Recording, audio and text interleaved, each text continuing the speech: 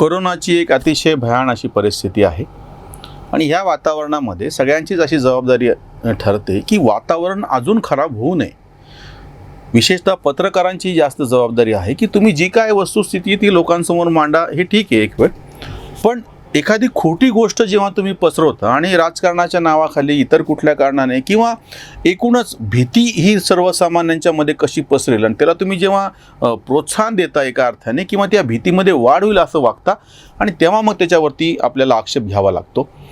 सध्या असं होतं आहे की गेले साधारणतः 7-8 दिवसांपासून पत्रकारांनी फार विचित्र पद्धतीनं ऑक्सिजनचं सिलेंडर असो, रेमडेसिवीरचं जे प्रकरण महाराष्ट्रामध्ये घडलं ते असो, व्हेंटिलेटर्स असो, याच्या बाबतीमध्ये एक खूप अशी गोंधळाची परिस्थिती, खूप असं विचित्र वातावरण तयार केलं गेलेलं आहे.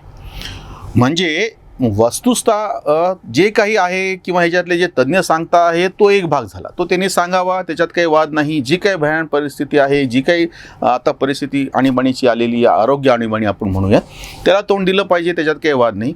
सगळेच हा अनुभव घेत आहेत की आपल्या जवळच्या लोकांचे, आप्तजनांचे, मित्रांचे, नातेवाईकांचे मृत्यू होतात. अगदी तुम्हाला मी बोलतोय, मी स्वतःही पण ह्याच्यापासून सुटलेलो नाही आहे. माझ्या अगदी जवळच्या असलेल्या 6 जणांचे मृत्यू ह्या कालखंडात झाले, वेगवेगळ्या वयाच्या, असे नाही की जास्त वयाचे होते म्हणून. पण आता आपली सगळ्यांची मूळ जबाबदारी ही आहे की जे काही आपत्ती आहे त्याला आपण तोंड देत असताना आता नवीन जी पिढी आहे, जे बाकीचे लोक आहेत, विशेषतः लहान मुलं आणि ते आहेत, त्यांच्यासमोर तुम्ही जर असं एक भीतीचं वातावरण किंवा विचित्र, काही वेळा काय होतं की अगदी काही रुग्णसुद्धा हे काठावरचे असतात. जर त्यांना अशा नकारात्मकतेचा तुम्ही सगळा त्यांच्यावरती जो बोजा पडला ना, तर ते तिकडं झुकू शकतात मृत्यूकडे. त्याच्या नेमकं उलट जर आपण चांगलं सगळे म्हणून वातावरण ठेवलं तर असा काठावरचा पेशंट हा वाचू शकतो. 2-3 जे आता मुद्दे समोर आलेले, विशेषतः ऑक्सिजनच्या बाबतीमध्ये, आणि ऑक्सिजन कसं निर्यात केल्या गेली आणि हे केंद्र सरकार कसं जबाबदार आहे आणि हे भाजप, मोदी संघ यांना टीका करता करता ह्या लोकांच्या हे लक्षात नाही आलं की आपण चूक बातमी देत आहोत. म्हणून ती जी न्यूज चॅनल आहे, मनी हे ते, आणि किंवा त्यानंतर NDTV सारखं सुद्धा यांना शेवटी माफी मागावी लागली आणि ती बातमी वापस घ्यावी लागली की निर्यात केला गेलेला हा जो ऑक्सिजन होता हा औद्योगिक ऑक्सिजन होता, मेडिकल वापराचा ऑक्सिजन नव्हता. इतकंच नाही तर प्लांट किती उभे राहणार होते, त्याच्यासाठी केंद्राने किती दिलेला निधी होता, राज्यांनी काय करायचं होतं, ह्याच्या बाबतीमध्ये खऱ्या खोट्यांचा नुसता गोंधळ घालून टाकला. याच काळामध्ये आत्ता एक पत्र समाज माध्यमावरती आज व्हायरल झालं आणि काही जबाबदार पत्रकारांनी महाराष्ट्रातल्या सुद्धा ते शेअर केलं. टाइम्स नावच्या आजी आणि माजी, लक्षात घ्या, माजी पण त्याच्यामध्ये आहेत आणि खाली एकाचे नाव नाही त्या पत्रामध्ये. पत्र असं आहे की ह्या सगळ्या पत्रकारांनी मिळून आपल्या संपादकांना, म्हणजे त्याच्यामध्ये राहुल शिवशंकर आहे, नाविका कुमार आणि पद्मजा जोशी आहे, ह्या तिघांच्या नावाने हे पत्र लिहिलं. असं पत्र समाज माध्यमावरती आलेलं आहे की तुम्ही कशा एकांगी बातम्या देत आहात, तुम्ही मोदी आणि भाजपची सगळी डफली कशी वाजवत आहात, लोक मरून पडत आहेत आणि आता हे बंद करा, हीच वेळ आहे सत्याच्या बाजूनं उतरायची, वगैरे वगैरे. पहिली गोष्ट म्हणजे त्या पत्राखाली नावं नाही आहे. ऑथेंटिसिटी म्हणजे त्या पत्राची अधिकृतता काय आहे, विश्वासार्हता काय आहे हे समजून न घेता, आणि अशा वातावरणामध्ये एक साधी गोष्ट आहे, याच्यामधला राजकारण पूर्णपणे बाजूला ठेवा. मोदी, अमित शहा काय करता आहे, त्याच्यावर काय टीका करायची तो मुद्दा वेगळा. पण जेव्हा तुम्ही खोट्या पद्धतीनं काही खोटे आकडेवारी घेऊन चूक पद्धतीनं जेव्हा टीका करता, तेव्हा शंका ही येते की तुमचा अजेंडा काहीतरी वेगळा आहे, तुम्हाला पण प्रत्यक्ष त्याचं निराकरण व्हावं समस्या त्याच्यामध्ये रस नाही आहे. आज परिस्थिती अशी आहे की 3 दिवसापासून हा जेव्हा मी व्हिडिओ करतोय, औरंगाबाद शहरामध्ये 2 ते 3 दिवसापासून इथला ग्राफ खाली आलेला आहे. हे सगळे रुग्ण नियंत्रणामध्ये आलेले आहेत, बरं होणाऱ्या रुग्णांची संख्या जास्त आहे. माझ्या स्वतःच्या घरामध्ये 6 जण कोरोना पॉझिटिव्ह होते आणि ते बाहेर पडले, हॉस्पिटलायझेशन न करता होम क्वारंटाईनमध्येच पुरेशा औषधं आणि बाकीचे उपचार घेऊन. पण जो हवा केला जातो, ज्या बाधा पोहोचलेली आहे, जास्तीत जास्त लोकांना संसर्ग झाला, ही गोष्ट खरी आहे, पण याच्यातले बहुतांश लोक हे काहीशा उपचारानंतर बरे होत आहेत. एकूण रुग्णांची संख्या, त्याच्यामध्ये जे अतिशय ज्यांना आपण म्हणून त्यांची परिस्थिती गंभीर आहे ते, आणि त्याच्यातल्या काही जणांना ऑक्सिजन लागतो आहे, त्याच्यातल्या काही जणांना रेमडेसिवीर इंजेक्शन द्यावं लागतं आहे, काही जणांपुरतंच व्हेंटिलेटरची व्यवस्था आहे, करावी लागते आहे. पण असं असताना सगळ्यांसाठीच, म्हणजे फक्त कोरोनाचा रिपोर्ट पॉझिटिव्ह आला, तो रुग्ण आहे म्हणलं की सगळ्यांना असं वाटायला लागलं की त्याला रेमडेसिवीर द्या, त्याला काहीतरी व्हेंटिलेटर लावा, त्याला ऑक्सिजन द्या, आणि या नावाखाली हा जो खोटारडेपणा पसरवला जात आहे. आता हे जे पत्र समोर आलेलं आहे की ह्या पत्रकारांना कुणी रोखलं होतं एरवी त्यांची पत्रकारिता करण्यावाचून, टाइम्स नावचे जे काही एकूण नियोजन ते त्यांचं जे काही मॅनेजमेंट आहे सगळं पूर्णपणे, त्यांनी ठीक आहे समजा ते भाजपच्या धार्जिणे आहेत, त्यांना त्यांच्या भाषेमध्ये विकल्या गेलेले आहेत, तर तुम्ही जे त्याच्यातले माजी आहेत म्हणजे जे आता नोकरी करत नाही आहे, टाइम्स नावमधून बाहेर पडलेले, ते त्यांच्या समाज माध्यमाचा वापर करून घेऊन छोट्या यूट्यूब चॅनल्स, मी तुमच्याशी बोलतो आहे हे ॲनालायझर हे चॅनल एक छोटंच यूट्यूब चॅनल आहे ना, आणि हे नियंत्रण करणारा किंवा हे चालवणारा जो पत्रकार आहे तो पण ह्यापूर्वी म्हणजे प्रिंट मीडियामध्ये राहिलेलाच आहे, सुशील कुलकर्णीसारखा संपादक की ज्यानं हे सुरू केलेलं आहे. मग ह्या टाइम्स नावमधल्या माझी सगळ्या पत्रकारांची ही जबाबदारी आहे, त्यांना जर सत्याच्या बाजूने उभं राहायचं आहे आणि त्यांचं हे जी पत्र आहे ते शेअर करणारे पण बाकीचे जे पत्रकार आहेत त्यांची पण ही जबाबदारी आहे ना. तुमच्या हातामध्ये समाज माध्यम आहे, तुम्ही ते वापर करू शकता आणि सत्य समोर आणू शकता, पण हे तसं करत नाही आहेत. म्हणजे ह्यांना वस्तुस्थिती समोर आणायच्या पेक्षा किंवा आहेत म्हणजे जी काही समस्या आहे तिचं निराकरण करण्याच्या पेक्षा त्याच्या निमित्ताने काहीतरी आपलाच अजेंडा राबवून घ्यायचा आहे. एक अजून साधी गोष्ट सातत्यानं समोर येते आहे, तुम्हाला कुठल्याही शहरातल्या एखाद्या काय म्हणते स्मशानभूमीची माहिती दिली जाते, फोटो दाखवले जातात. बघा कालपर्यंत ह्या स्मशानभूमीमध्ये दिवसाला फक्त 5 अंत्यविधी होत होते आणि आता कसं प्रेतांचा खच पडलेला आहे म्हणून असा एखादा फोटो दाखवला जातो.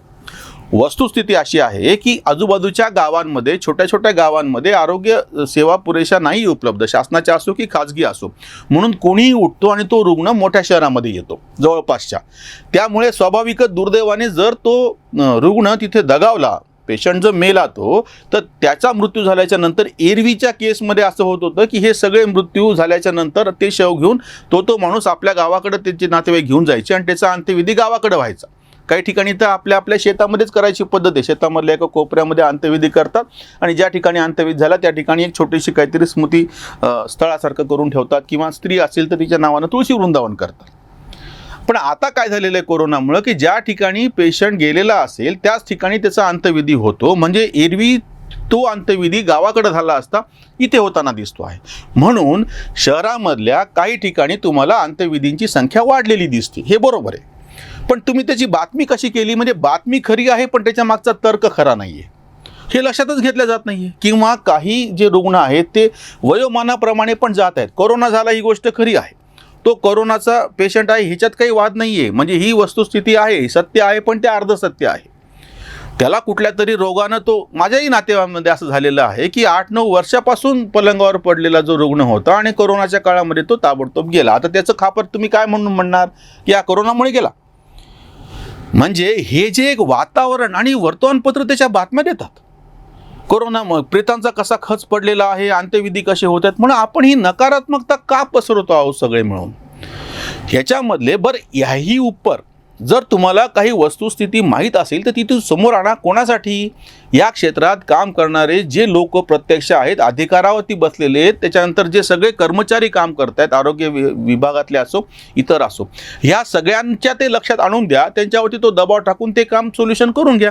हे न करता तुम्ही सर्वसामान्य पातळीवरती जे लोक आहेत त्यांच्यावरती ही माहिती टाकायला लागलात, त्यांना ती भीती घालायला लागलात आणि मग त्यांची जी प्रतिक्रिया उमटत आहे की त्याच्यामुळे जे सामाजिक पातळीवरती जे वातावरण, म्हणजे जे रवीश कुमार एरवी म्हणतात ना डर का माहोल आहे, तर ह्यांनी असा हा मौत का माहोल तयार केलेला आहे. तुमच्या असं लक्षात येईल की गेले 4 दिवसापासून एक तर आधी सगळ्यात म्हणजे हा प्रचार कसा एकांगी तुम्हाला मी सांगतो, ठरून केला गेलेला की जेव्हा पश्चिम बंगालमध्ये निवडणुका जाहीर झाल्या तेव्हा कोणीही असा आक्षेप घेतला नाही की कोरोना आहे आणि निवडणुका घेऊ नका म्हणून. पहिले 4 टप्पे होईपर्यंत हे काही बोलले नाही आणि बरोबर 4थ्या टप्प्यामध्ये जेव्हा सर्वसामान्य लोक आणि त्या CRPFचे जवान, CISFचे त्यांच्यामध्ये झालेल्या मुठजोड ह्याच्यामध्ये हल्ला झाला, त्यांनी त्याचा गोळीबार केला, 4 लोक मृत्यू पावले. ममता बॅनर्जींचा जो पक्ष निवडणूक जिंकत आहे असं जे आधी ओपिनियन पोल सांगत होते, मतदार चाचण्या सांगत होत्या, त्यांनी आता बदलून ममता दिदीचा पक्ष हारतो आहे असं म्हटल्याच्या नंतर बरोबर एक सगळी हे डावी लेब्रांडो गँग अशी तयार झाली की त्यांनी आरडाओरडा सुरू केला. इलेक्शन राहिलं बाजूला, आता ह्यांना कोरोनाची चिंता वाटायला लागली. बरं ठीक आहे, निवडणूक आयोगाने त्याच्याप्रमाणे सगळ्यांना आक्षेप घेतला, सगळ्यांच्या सभा वगैरे बंद झाल्या.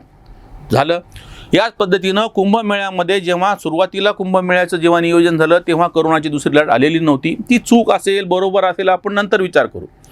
पण जेव्हा हे लक्षात आल्याच्या नंतर गंभीर परिस्थिती, पंतप्रधानांनी स्वतः आवाहन केलं, बाकीच्यांनी त्याच्यावरती टीका केली आणि तो कुंभमेळा प्रतिकात्मक स्वरूपामध्ये अगदी छोटा आता होतो आहे. बंद झालेला आहे. याचबरोबर दिल्लीच्या सीमेवरती कृषी आंदोलन चालू होतं, त्याच्यावरती बोलायची यांनी कोणी हिंमत दाखवली नाही.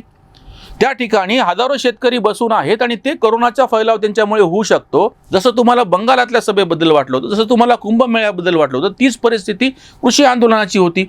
इतकंच नाही, त्या ठिकाणी आता रमजान चालू होती, इफ्तारच्या पार्ट्या सुरू झाल्या. ह्याच्यावर कोणी बोलायला तयार नाहीत. म्हणून असं म्हणावं वाटतं की तुम्हाला ती प्रत्यक्ष एखादी समस्या आहे ती दूर करण्यामध्ये रस नाही आहे. ज्या टाइम्स नाऊवरचं पत्र आता ह्या आपल्या काही मराठीतल्या जबाबदार पत्रकारांनीच शेअर केलेलं आहे समाज माध्यमांमध्ये, खरं खोटं ते नंतर तपासलं जाईल. ह्याच लोकांनी हे लक्षात घ्यायला पाहिजे की जेव्हा ह्या ठिकाणी कृषी आंदोलनाच्या बाबतीमध्ये ह्यांनी काय भूमिका घेतली होती, इफ्तार पार्टीच्या संदर्भामध्ये यांनी काय भूमिका घेतली होती, तेव्हा तुम्ही हा आक्षेप का नाही घेतला? जेव्हा बिहारमध्ये निवडणुका घ्यायच्या होत्या, याच्या आधी बिहारमध्ये निवडणुका झाल्या ना, आणि तेव्हा त्याच्या आधी म्हणजे पहिली लाट जेव्हा कोरोनाची होती, निवडणूक आयोगाने जेव्हा बैठक घेतली आणि सगळ्या पक्षांना अशी विनंती केली की आपण हा प्रचार वेगळ्या पद्धतीनं करूयात, म्हणजे व्हर्च्युअल स्वरूपातला डिजिटल माध्यमांचा वापर करून, तेव्हा हे सगळे पुरोगामी पत्रकार आणि हे सगळे पुरोगामी पक्ष यांनी नकार दिलेला होता, असं चालणार नाही म्हणून. ती निवडणूक त्याच पद्धतीनं झाली. तेव्हा ज्या मोठ्या मोठ्या सभा झाल्या त्याच्याबद्दल कोणी काही म्हणलं नाही. तुम्ही जेव्हा नकारात्मक पद्धतीनं असा एक विशिष्ट प्रचार करता आहात, त्यांना परिणाम असा होतो आहे की वस्तुस्थिती उलट, माझं म्हणणे की वस्तुस्थिती समोर येत नाही आहे. तुम्ही वस्तुस्थिती दाबत आहात आणि दुसरीच गोष्ट एक नकारात्मक पुढं करतात आणि त्याच्यामुळे अजून गोंधळाची परिस्थिती निर्माण होऊ शकते. आज कोरोना गेले 2 ते 3 दिवसांपासून जेव्हा ऑक्सिजन हा विषय सगळीकडे चालायला लागला आणि एकदा सगळ्यांनी त्याच्यावरती ओरड सुरू केली, 3-4 दिवसापासूनची परिस्थिती अशी, आता सगळे सांगत आहेत की ही परिस्थिती नियंत्रणात आणण्यामध्ये सगळीच यंत्रणा, मी याच्यामध्ये कुठल्या पक्ष, केंद्र सरकार, राज्य सरकार असं काहीच नाव घेत नाही, ह्या सगळ्यांनी मिळून जे काही पद्धतीने गेल्या 4 दिवसापासून प्रयत्न केलेले होते त्याच्यामुळे ही परिस्थिती नियंत्रणात यायला सुरुवात झालेली आहे. दुसरी गोष्ट म्हणजे जेव्हा जेव्हा ह्या मृत्यूंच्या बाबतीमध्ये बोललं जात होतं, एका ज्येष्ठ अशा समाजवादी विद्वान आहेत, ते प्राध्यापक होते, त्यांनी एक असा लेखच लिहून की आता ही महामारी कशी पसरली आणि मृत्यूचं तांडव कसं सुरू होत आहे वगैरे वगैरे सांगितलं. त्यांना फक्त आम्ही आकडेवारी मागितली.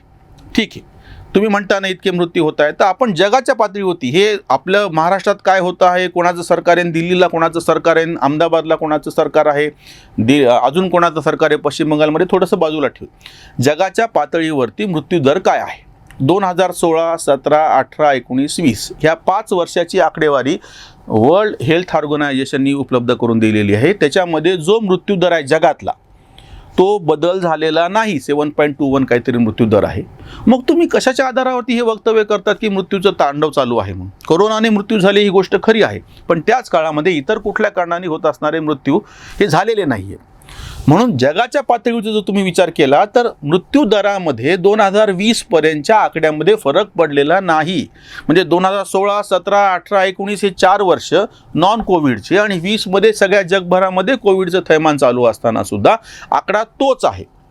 मग जर तुम्ही आकडेवारी शास्त्रशुद्ध पद्धतीनं बोलणार असाल तर तुम्ही अशी भीती का घालायला की मृत्यूचं थैमान चालू आहे म्हणून? कोरोना आहे, बरोबर आहे, कोरोनाच्या बाबतीत आपण काळजी घ्यायला पाहिजे, संसर्गापासून वाचवायला पाहिजे, असंख्य गोष्टी ह्या करायला पाहिजेत. ती काही नुसती बडबड करण्याची पण गोष्ट नाही, कृती करण्याची गोष्ट आहे. हे करत असताना हजारो लाखो लोक प्रामाणिकपणे या क्षेत्रात काम करत आहेत. स्वयंसेवी संस्था असो, वैद्यकीय क्षेत्रातले लोक असो, प्रशासनातले कितीतरी लोक असो, त्यांच्या ह्या चालू असलेल्या एका अर्थाने जे युद्ध आहे त्याला तुम्ही मदत करता की नाही नंतरची गोष्ट, पण निदान त्यांचे पाय खेचू नका ना. जे कोरोनासाठी काम करतात आपल्या सगळ्यांची ही जबाबदारी आहे की आपण एक सकारात्मक मानसिकता जपली पाहिजे. परिस्थिती अतिशय भयान आहे हे खरं आहे, त्याच्यामुळे जे काय म्हणता येईल त्याला आपण जे नॉर्मल असे पेशंट आहेत त्यांना चांगल्या पद्धतीची जर आपण सकारात्मक मानसिकता दिली तर ते त्याच्यातून दूर होतील. अन्यथा चांगला माणूससुद्धा आजारी पडण्याची शक्यता आहे. कोरोनाच्या बाबतीतला भीतीचा ठरवून केला गेलेला जो अजेंडा आहे तो हाणून पाडा ही माझी दर्शकांना विनंती आहे. तुम्हाला जे काही सत्य आढळलेलं असेल त्या पातळीवरच्या तिथल्या लोकांपर्यंत, म्हणजे प्रत्यक्ष अधिकारावर असलेले आणि काम करणाऱ्या लोकांवर, प्रशासन, नेत्या यांच्यापर्यंत पोहोचून त्याच्या समस्येचं निराकरण करण्याचा प्रयत्न करा, न की त्याचं भांडवल करून मौत का माहोल असं एक वातावरण तयार करा. ही सगळ्यांना हात जोडून विनंती.